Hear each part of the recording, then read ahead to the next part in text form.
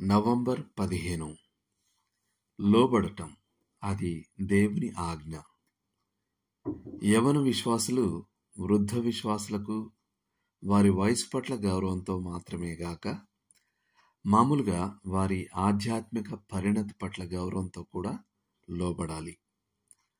కానీ వృద్ధ సభ్యులు మాత్రమే సంఘాన్ని నడిపించాలి, యవన సభ్యుల మాట వారెప్పుడు వినకూడదు అని సూచించడానికి కాదిది. చాలా తరచుగా తరాల మధ్య పోరాటం జరుగుతూ ఉంటుంది.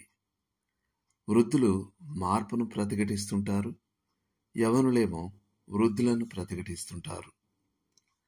పరిష్కారంలో రెండు భాగాలున్నాయి. ఒకటి, విశ్వాసులందరూ అంటే యవనులు మరియు వృద్ధులు ఒకరికొకరు లోబడాలి. రెండు, అందరూ దేవునికి లోబడాలి.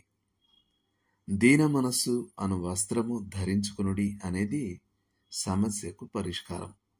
పేతురు రాసిన మొదటి పత్రిక 5:5.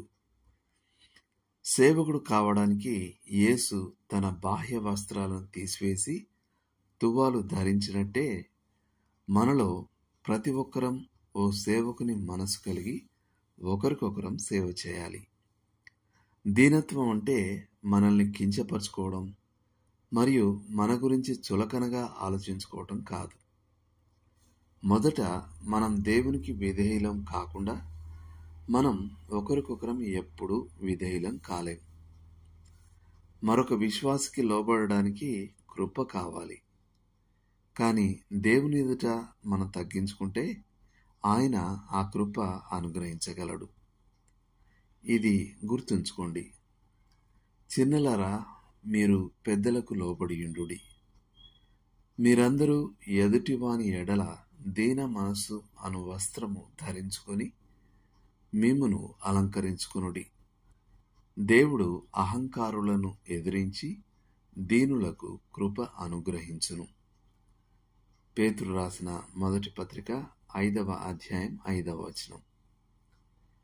ఇతర లేఖనాలు: ఫిలిప్పీలకు రాసిన పత్రిక 2వ అధ్యాయం 1 నుండి 11 వరకు, ఎఫెసీలకు రాసిన పత్రిక 5వ అధ్యాయం 21వ వచనం, యాకోబు పత్రిక 4వ అధ్యాయం 6వ వచనం. చేయాల్సిన పని: మీ ఊహకు పని చెప్పండి.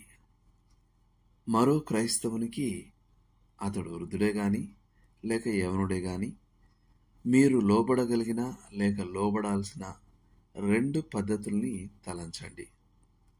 లోబడటం అనే ఈ విషయంపై ఇంకా మెరుగైన గ్రహింపునిమ్మని దేవుణ్ణి వేడుకోండి. దేవుడు మిమ్మల్ని దీవించునుగాక. ఆమేన్.